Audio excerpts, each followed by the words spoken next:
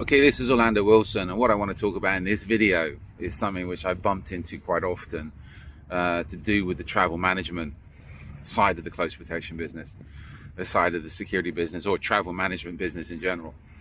And for those of you who don't understand, if you're managing close protection services, you can also be managing people's travel, and you need to understand how to book and manage people's travel.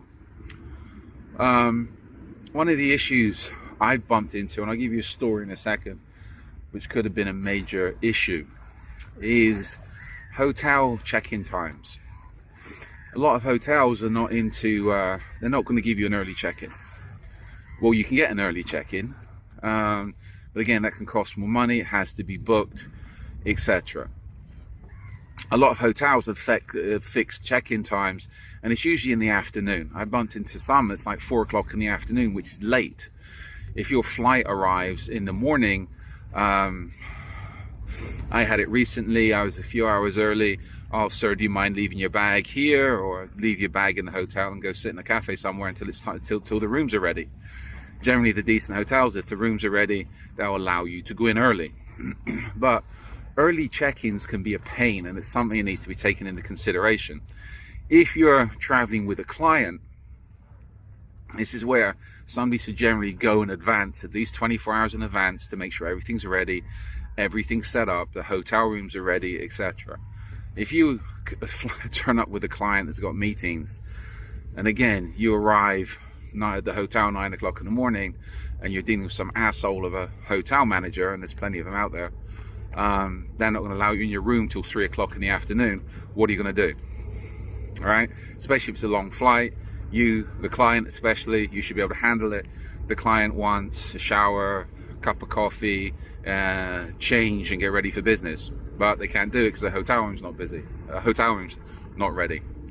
I'll give you one story of something that could have been a major disaster for me, and this, of all places, Dubai. And to me, Dubai, if we go back a few years, was top.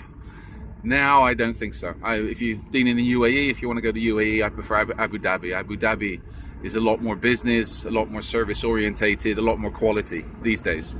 Dubai has become very questionable. It's, I'll leave it there.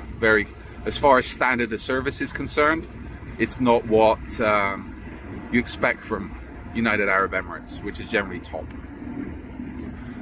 Anyway, I turned up. I needed to go to Dubai for a few days with a client, and I went in advance to just make sure everything's sorted out, etc. And generally it's to do with flight times. My flight arrived something like 2 o'clock in the morning. I got into Dubai at like 2 o'clock in the morning. The client was coming in like 10 o'clock in the morning. We understood, I had to go to some meetings with him, that's it. I understand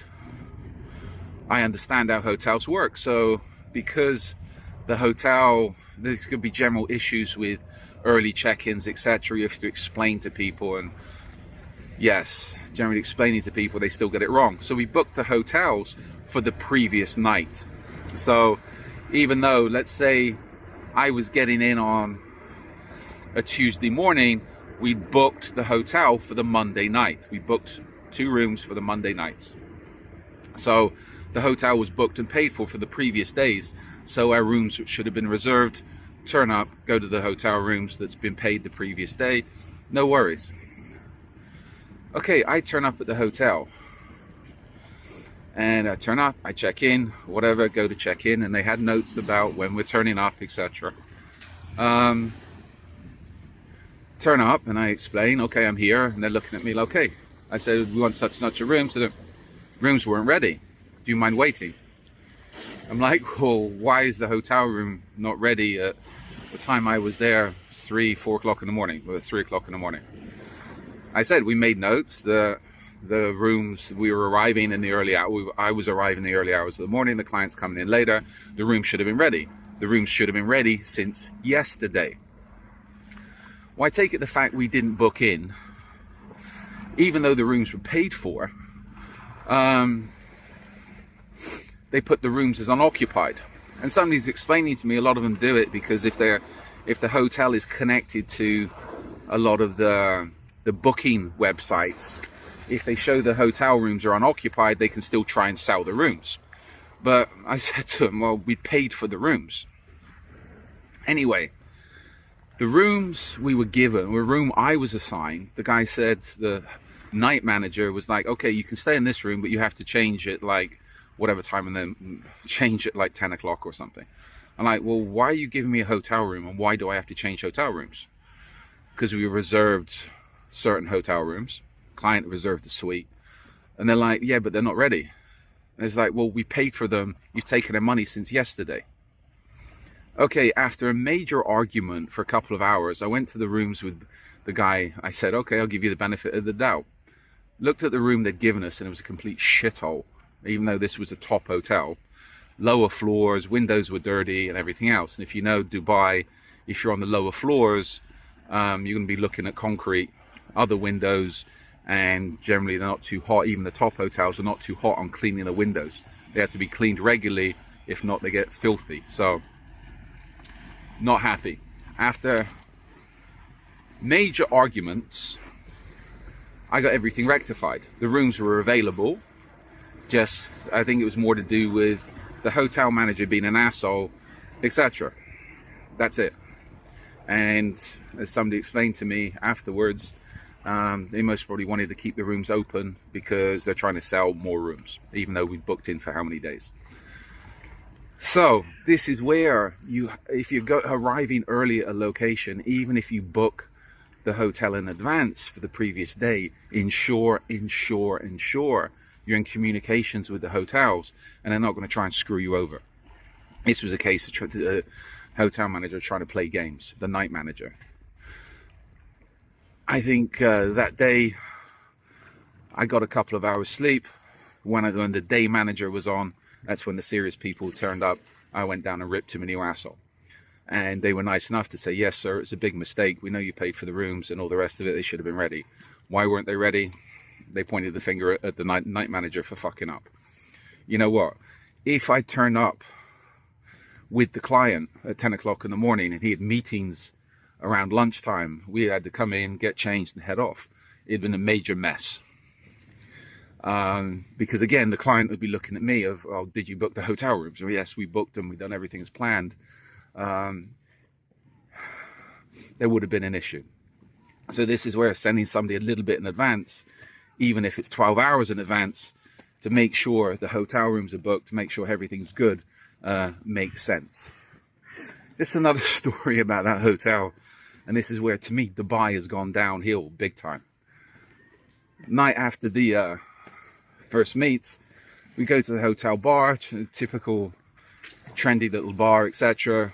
Grab a beer or two, talk about what we needed to talk about, back to business. End the day. When we got to hotel bar, or hotel, whatever, it was a bar. It wasn't really a club, it was a bar. Got to the hotel bar, on the roof, etc. The doorman said to us, okay, do you have reservations? So, this is the hotel bar, right? Yes. You need reservations. I said, do we need reservations? Yes, sir, you need a reservation, etc. And I went into it and said, well, why wasn't we told we needed reservations for the hotel bar? And the guys, then this bouncer, this doorman was like, oh, but I can help you out here, whatever. You know, I was like, fuck you, goodbye. This is where the place was empty. You don't need reservations to go into a hotel bar. And from my experience, if you got a bouncer, if you got a doorman saying, oh, I'll help you out, I'll do you a favor, you're not doing us a favor. You want a tip. You want something. You want to appear to be doing us a favor, even though most probably think we're stupid foreigners, and we're going to give you a tip because you're allowing us into your bar. You know what? At that point with that hotel, we didn't even complain. We grabbed a couple of beers on room service, went to the client at the suite, talked about what we needed to do. That's it. And we'll never be going back to that hotel, because even though it was a 5-star hotel in Dubai, it might have on the outside, how can I put it? It's run like a 1 star. I wouldn't give it any stars the way they run that hotel and the standard of the staff.